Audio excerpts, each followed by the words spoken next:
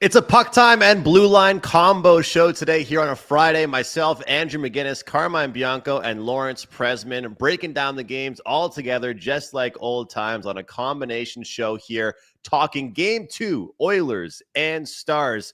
Of course, Dallas takes Game 1 after being down 3-1 in the second period.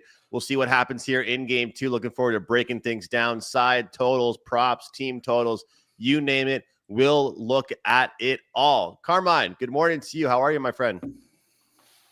I'm good, Andrew. Since you said we're breaking down games and there's only one today, we'll also discuss Saturday's game, Carolina and Florida. Although I'm not really sure if there's anything to discuss there because, we got Prez on today, and I love having Prez on. He's blocked me on all social media channels because I make fun of the Leafs. But Prez, before we get into this game, I'm going to say this. Maybe that 7-game loss to Florida isn't as disastrous as it looks because they are a beast. They are just steamrolling over Carolina. It's like non-compete. It is like 5-2 and 5-0. Carolina was never in that game yesterday from the 1.5-minute mark to the end of the game. Dear God, is this Florida team going to lose a game the rest of the playoffs, Prez? Well, you asked me a million questions there. So, firstly, yes, they're going to lose a game at some point in the playoffs. I update on Matthew Barnaby. He is at another charity event in Calgary, raising money for Alzheimer's. There's a 6-week window, and we're in the middle of it. I think this is his last one, and as a result, I think there's just too much alcohol involved.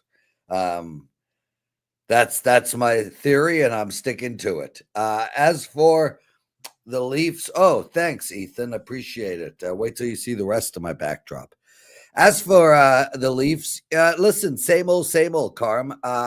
They lost to the Stanley Cup champions last year. They lost to the Stanley Cup champions when Tampa Bay won. They lost to the Montreal Canadiens, who went to the Stanley Cup finals. They lost to the Boston Bruins, who went to the Stanley Cup finals. The Leafs have been arguably in the top 3, top 5 team in hockey for the last 7 years. They just keep losing to the Stanley Cup finalist early on in the tournament. And with that said, they didn't show up for Game 7, so screw the damn Leafs. We could talk about how unfortunate it is year after year that they keep playing the Stanley Cup champ in the first or second round, but at least show the hell up for Game 7. So screw those damn team Leafs. As for Andrew, go ahead. As for Florida and Carolina, Andrew. No, I was going to say, Andrew. Back to you. We'll talk about the Carolina and Panthers one after tonight's Edmonton one, but I had a thought for Andrew. Andrew, he says, and there's a little bit of the Leafs bias in him that they didn't show up. I get it, but look at last night's game, and it is what Florida's been doing and what they did to the Leafs. The Carolina number 1 line had 11 shots in that first game of the 33 shots on goal. Last night, Svechnikov, Sebastian Aho, and Jarvis had 1 shot on goal combined. They had 17 shots on goal. Florida, 14 of their 18 players registered a shot on goal. 14 of 18 players registered a shot on goal. That is spreading it out and winning as a team. Andrew, you want to just jump into this game, or do you have a thought on that? Look, if we're going to look at tomorrow's game a little bit, I think we'll look at tonight's game first. Then we can talk about the Florida game yesterday when we talk about the Florida game tomorrow. So looking at the odds for tonight, I'm seeing opening number was -130 on the Dallas Stars, of course, over at oddslogic.com. Current number at circa -115. Money coming in slightly here on the Edmonton Oilers. Total sitting at 6.5, of course, at most places around -115 is that number. Now, looking at the game we saw in Game 1 here, guys, as I mentioned, I had quite a bit of a rant yesterday about how I did not blame Stuart Skinner for anything that went down in the third period there. Sure, your goalie should maybe help you kill one power play, But if you go out and have a 3-1 lead going into a third period, and you just came off back-to-back shutouts, you can't take 3 straight penalties and get scored on every single one of those penalties. And when I looked at some of the quotes from the team afterwards, they thought they had an immature effort. An immature game is how they described their game here with the Oilers. When I look at this team right now, guys, I saw the 2 shutouts that they had, and I'm impressed by it to close out their series against the Vegas Golden Knights. But when it ultimately comes down to it, I'm convinced that you got to take goals here. You got to look at the over. I think whether or not Edmonton even bounces back and wins tonight, I would not be shocked to see the over hit.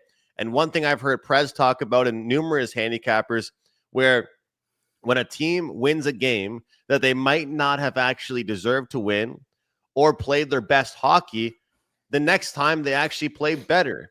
Well, sometimes when a game goes over the total, and it might not have even deserved to fly over the total like it did in the last game, I think this one goes over as well here, guys. And I've been kind of the preacher about game 2s being a little bit more tight and defensive. I just don't see that here. You know, Draisaitl and McDavid had that one good setup play early in the game. I thought the 2 star players were a bit quiet, and they looked a little bit panicked for Edmonton. I thought the depth players were actually better than the star players on both teams. I like goals in this one here once again here. I think we're going to see a lot of goals, a lot of action, and I think we could see goals despite power plays. 5-on-5 play, but we're going to see some power play goals, and both teams, you put them on the man advantage, they'll make you pay. So nice and simple here for me, guys. I see no reason to jump in on an under in this one here, Carm. I like the over. So I think ultimately I'm going to say a few things here and go to Prez. He's going to break the tie because I don't see I get it. It is tough not to take the over in this game, but I look at the game 1 numbers, and 5-on-5, 2.74 to 1.9 were the expected goals in that one for the Edmonton Oilers. The final XG, 3.34 to 3.06, but a lot of that was because of the power plays that happened. And here's the odd stat. Those 3 power plays came on the only 3 shots on goal in those 3 power plays. Talk about efficiency in that one. 3 shots on 3 power plays, and each one of those shots went in for the Dallas Stars. It was Edmonton played a perfect road game for 40 minutes, and or just under 40 minutes, taking that late penalty that bled over into the third period, and they got that early power play goal, and it sort of steamrolled from there. Take away the empty net goal. I think it's going to stay under 6.5 in this one. I think the Oilers have to be better defensively, of course, but ultimately it falls on the goaltending, the defense, and whether the Oilers can go back to how they were against the Vegas Golden Knights and trying to shut down the Dallas Stars. This is a very good Dallas team. You can't give them opportunities like the Oilers did. I'm leaning under in that one, and I got a player prop coming up afterwards, but breaking the tie. Prez? Yeah, so firstly, I do have a thought on the total. Are we doing the sides separately, or do you want me No. Okay. Give us your thoughts. Okay, my thoughts. That'll be $1. Honestly, so Carm, you made some good points, and I'll make this really quick. I like the under in this game. Not only do I like the under in this game, but I want the under in this game. I want the under in this game. I want it to be 1-0 so that we could get a 6 for game 3, please. So I'm hoping the under happens, and I think it will. I'll break this down for you real quick. 4 goals, 4 power play goals scored by both teams. That's right. Dallas was 3-4 in the power play. Edmonton was 1-3 in their power play. That's 4 out of 7. That is not a sustainable average. Nobody is averaging 60% on the power play, even over a 2-game stretch. So right off the bat, that is not sustainable. Secondly, both teams, especially Edmonton, realized that both their opponents have deadly power plays. So I expect there to not be 7 power plays tonight. I think we'll get at the most 5.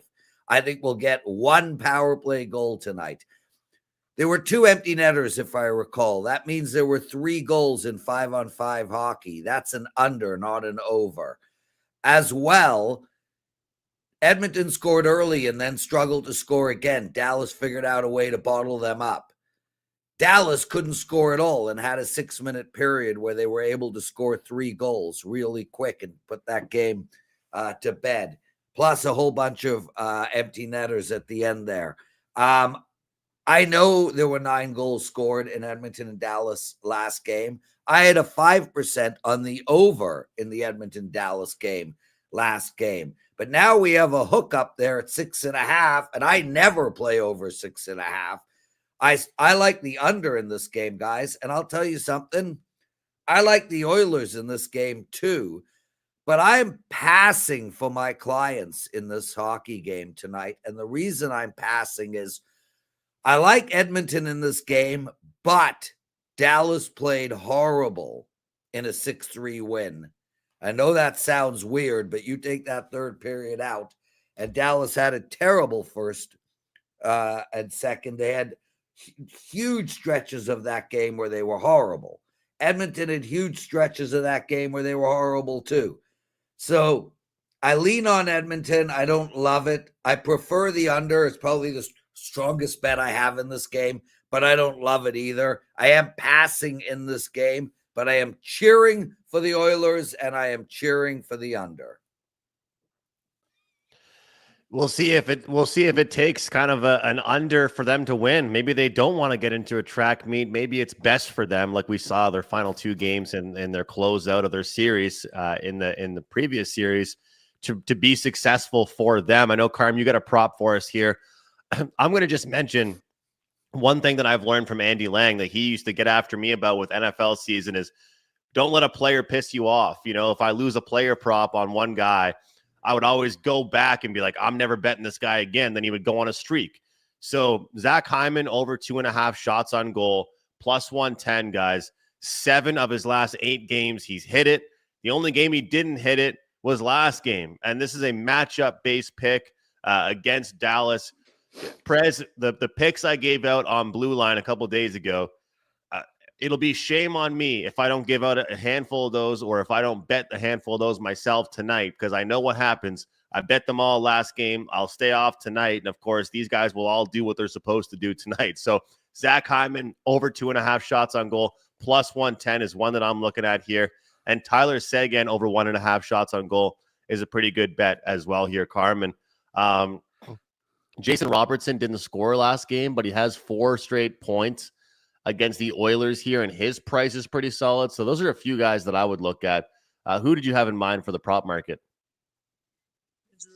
I love that train of thought that you have there. You don't give up on a guy just because you lost once with him, because if you do, and then he runs off 3 or 4 where he hits, you're wondering why you ever jumped off of him. So a good one there.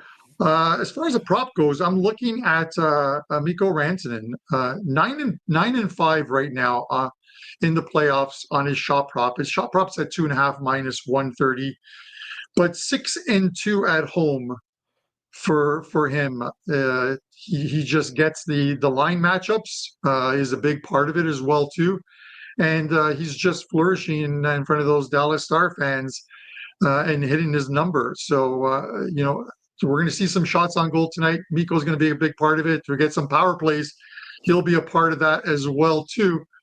Over 2.5 shots for Mikko Rantanen, minus 130 is the only shot prop that I like in tonight's game. I mean, he's just been fantastic throughout the playoffs, Carmen. We will talk and speak for a second about that Carolina and Florida game 3, but I did figure I'd take a look at it right now for the Conn Smythe Trophy. As you mentioned, Mikko Rantanen, he's currently plus 350, leading the way in the Conn Smythe. Despite Florida being up 2-0 in their series, Mikko Rantanen plus 350, Sergei Bobrovsky plus 370, McDavid plus 500, Ottinger 9-1, Barkov 10-1, Draisaitl 14-1. So I mentioned last week, Freddie Anderson was the 3rd ranked guy out there. And, obviously he's had a kind of a slip. I was talking up Sebastian Aho at 25-1. Well, he's now 70-1. That one's down the drain. I will mention this.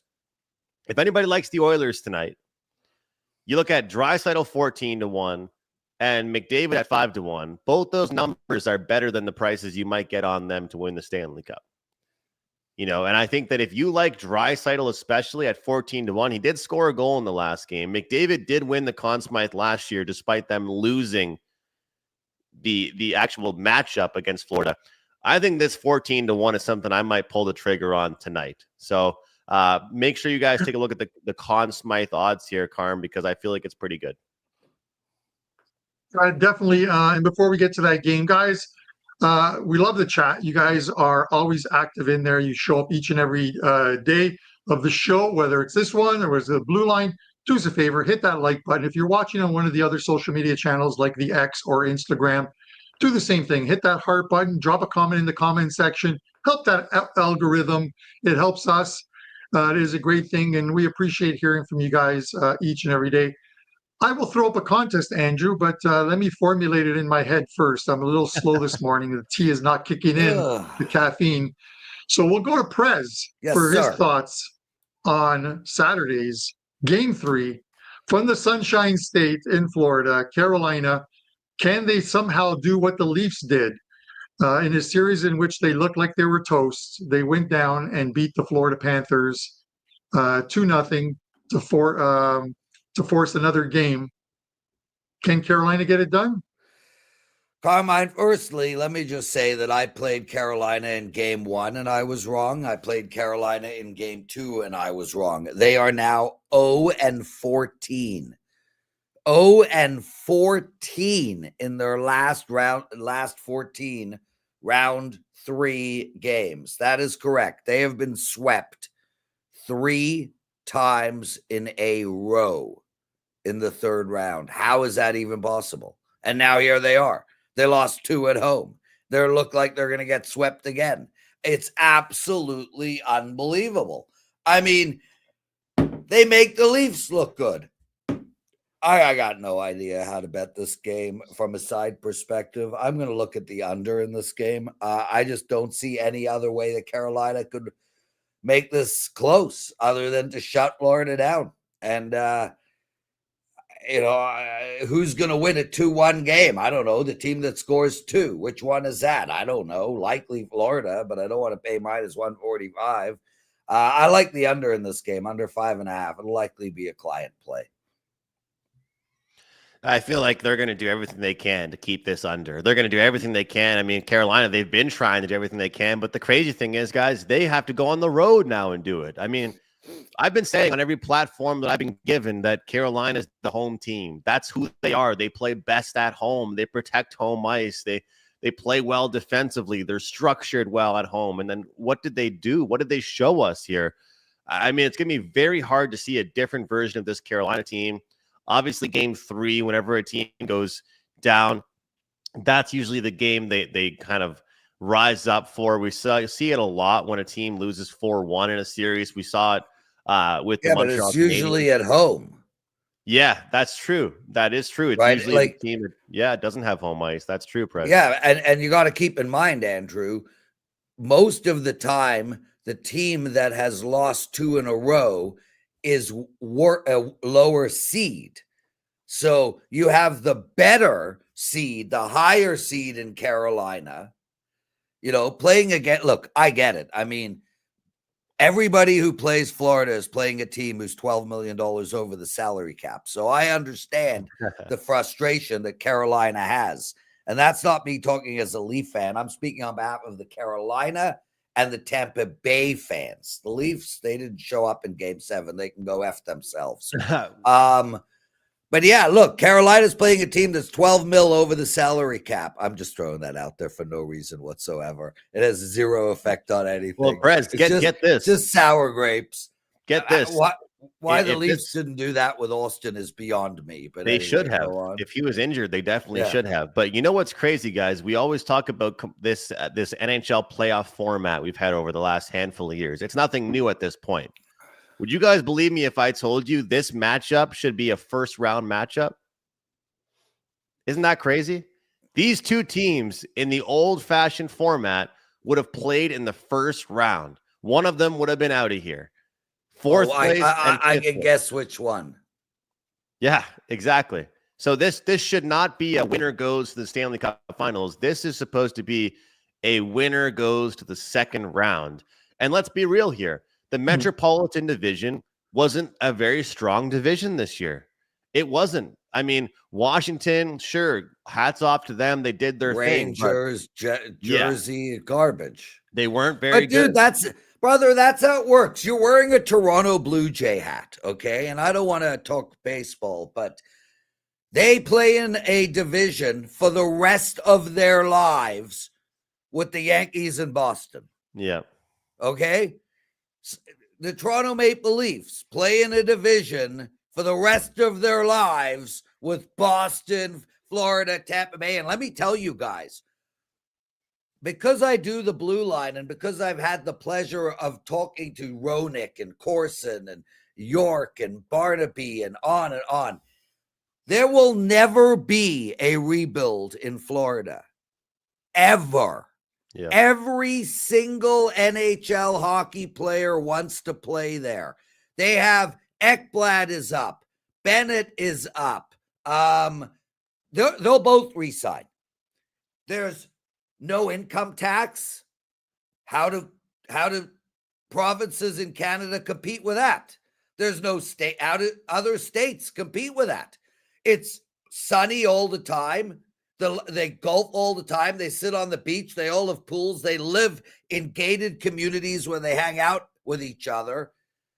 Toronto is going to be stuck in a division with Florida and Tampa Bay for the rest of their lives. So, yeah, Andrew, this is not news to Toronto fans. We got to deal with Prez, it in every goddamn sport. I love what you just said. That was a great rant, and we got to get Carmine back in the mix. But what you just said is so true. However, the difference between baseball and NHL is that baseball's been doing that format since I was a kid for years. This NHL format just came into place over the last 5 years. So it didn't matter your division, right? Like I said, it is now. Washington, would have had to play the Montreal Canadiens in the first round. So that would have worked out fine. It's the in-between teams that it really hurts the most, right? Like the Maple Leafs in the first round, they would have had to play the New Jersey Devils. That's who their matchup would have been. And so when you look at the 1 versus 8, that's how it should be. Because to your point, like Carm, you and I talked about it a lot during the regular season at the end. Florida, I think, finished the year 3-6-1 or 3-6-3, something like that. So I don't call them the bottom seed in this matchup. No, they sat a guy so that they could be $12 million over the salary cap. But even in the end of the season, they didn't care.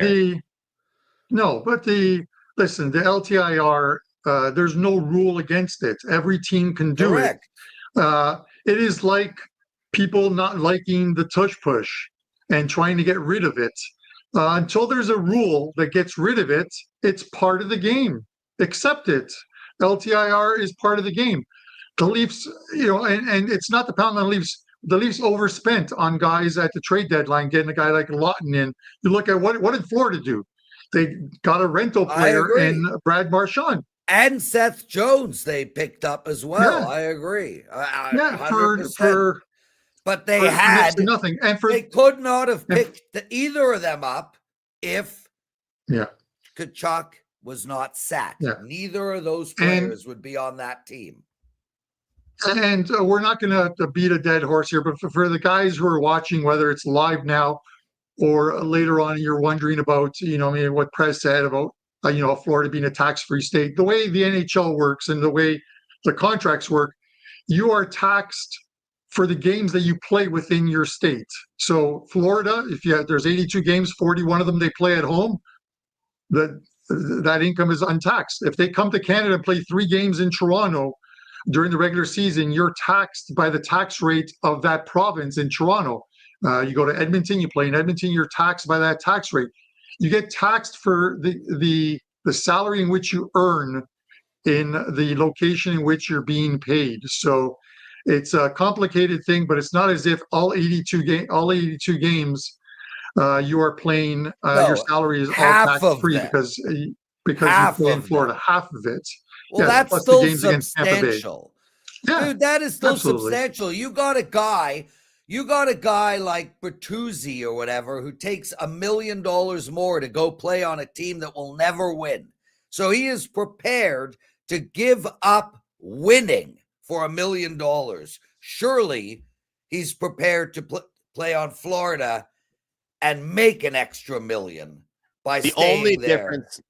the only difference I will say is that some of these players, not all of them, some of these players, if they play in a market like Toronto or Montreal, they will have sponsorship opportunities. Like there are fourth and third line players. It's not true. It's a fact. True. Ask them. Ask those guys how much money they make from Stan's auto dealership down the road. Ask them. It's like $5,000. That's a straw man argument. Nothing. I never said it was they more. Make nothing. I never said it was more. I'm just saying that was. What do you have against Stan? Stan is a jerk, dude. He sold me a lemon. Okay. So anyway, my pick, guys. I'm going to the Yankees, the Mets with Juan Soto. Sorry. I'm going to resort to just one prop. And you know what? Sometimes I think when the going gets tough, your best guys have to be your best guys. And a lot of people think that the Hurricanes don't really even have star players. They've got great players. They've got a well-rounded team. I'm going to take Sebastian Aho over 2.5 shots on goal, -105. And whatever the hell the scoreline is in tomorrow night's game, I'm going to hope to get to 3 shots on goal from Sebastian Aho. Whether they're leading the game, whether they find themselves down 4 goals again, his shot attempts were out there. They were pretty high last game. However, he had a ton of them blocked. Landed on 2 shots. I feel like we'll get to that 3 mark in game 3. They're going to be on the road. He's going to have tougher matchups. They'll have to deal with that. But your best players have to be your best players in big games. And I think that that's the only way I want to go. If I want to back Carolina, I'm not touching that money line. I don't care. It's a nice plus price. I don't want the first period. I don't want the team total. I want to bet on their players that deserve to be their best players and should be their best players. So I'm going to take one prop only, and I'm going to take Sebastian Aho over. So that's all I've got here with that one. And one thing I wanted to mention, because yesterday I had my rant on Stuart Skinner. Today my rant's going to be this tweet that I saw last night, and it couldn't be more true. And when I look at this, people are talking about the fact that, well, my team could have beat this team. Well, look at the performance that this team is having. They should feel better. So I'll ask everybody in the chat, does it make a fan base feel better when they watch their team lose a certain series and then said team goes on to get crushed? Because there's a guy on the radio, JD Bunkus, that I really respect, love talking with him. And he says the most predictable narrative in Toronto over the last decade comes after the Leafs get bounced and the team that knocked them out looks good the next round. Are we sure they shouldn't run it back? Look how Team X is playing Team X. Are we overreacting? Looking back on it, the Leafs were impressive. They lost to a team that made the finals. And then his bottom thing, honest to God, how many times can you fall for the exact same thing? And that's exactly how I feel, is that yes, if it was Florida versus Toronto conference finals, maybe if they beat Florida, they would beat Carolina and go to the Stanley Cup finals. But guess what? That's just not how it is. At the end of the day, if they run back the exact same team, they're going to go and find some other tough team and lose to them in the conference final or second round of the playoffs. They need to change things up. So I respect how hardcore and loyal fans are. I respect that Prez said they definitely, lost to the team that's going to go to the Stanley Cup finals, but they lost in game 7. To me, this tweet and this little thread was very, very accurate, because I don't care if the team that I lost to in 7 sweeps the team the next round. My team lost to them in 7. Point blank, period. That's the story. And I feel like that's all that you should care about. So I don't think you should feel any pity points for the fact that you're watching a team. I wouldn't be cheering for Florida if I was a Leafs fan. That's just my opinion. No, listen, I get it, Andrew. And I'm going to give a prop as well, too. It's that mentality that has people playing 6 and 7 leg parlays each and every night, because they're like, I won 6 out of 7. I was almost there. I almost had it. If I hit that 7th, I would have won 5K or 10K. It's that mentality. I think it's a loser's mentality as well too. I'm going to come back for a chop prop tomorrow. I'm going to come right back. You mentioned not giving up on a guy, Svechnikov. I'm going to come back with him tomorrow, over 2.5 shots on goal. See if the Canes can actually get some pucks at Bobrovsky in this one. I think the series is done. It's definitely done if the Canes cannot win game 3 there. It's over. So I'm going to take the Svechnikov one. Guys, I want to mention a promo, and then I'm going to send it over to Prez. All20, the code all20 will get you $20 off a 3-day all access or a 7-day all access for this weekend or for the next 7 days. I mentioned it is a big weekend for me. There's already 5 packages up at WagerTalk, a 3-pack on Sunday in soccer, European soccer. It's the final Sunday in Europe. A 5% play as well too that goes Sunday morning in the Premier League. A couple plays today in Italian soccer and an NHL play for tonight. And then the Saturday cards are loaded shortly. So all 20 will get you $20 off the 3-day all access or the 7-day all access. Choose the one you want. The 7-day one, I think, is the best one. It'll cover you on all plays up to next Thursday's action as well too. Guys, if you didn't already know, as I send it to Prez, yesterday was his birthday. Let's send him some love in the live chat and in the comment section if you're watching this after the fact. Hit that like button. And Prez, happy birthday once again. Tell us your final thoughts on this Carolina one, and then Andrew will close it out. As I said, I like the under in the Carolina-Florida game. That's my final thought. In regards to the Leafs, I would sign Marner and trade Matthews. And I have a special up as well.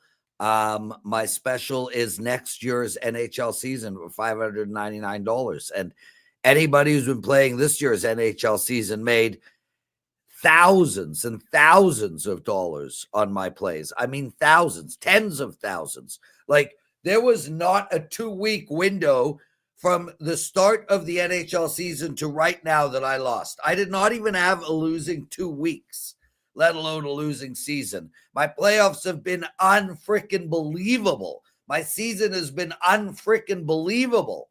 So $5.99 for next year's NHL. It's up at my page now. You get the rest of this NHL too, although there might not be a whole ton of plays because there will be a bunch of passing moving forward as it gets tougher to handicap these games. Other than that, I went to Lee last night, had that Singapore slaw, Carm. So freaking good, dude. So freaking good. Oh, my God. And that's it. Thanks for doing this, man. Super fun show. I'll be back with the Blue Line on Monday. Carmen Andrew with Puck Time on Monday. Lots of love, everybody. Guys, big play for me today in baseball. I'm 1-0 so far on 5% MLB plays. We'll try and keep that rocking. I got a big play I really, really like in baseball. And, of course, CFL season right around the corner. We've got the early bird special up, guys. Don't wait until August to bet on NFL or college football. Join me June 5th for the start of the CFL season, Canadian football. Did a video with Kelly, did some solo videos as well, breaking down the teams. Really, really looking forward to it. I've done my research, guys. If you want to watch football throughout the summer, you want to bet on football, join me with my early bird special over at WagerTalk.com. So Carmine, Prez, myself, all found at WagerTalk, of course, and we really appreciate you all watching the show as always. Wishing you all a great weekend, and we'll see you next time right here on Puck Time.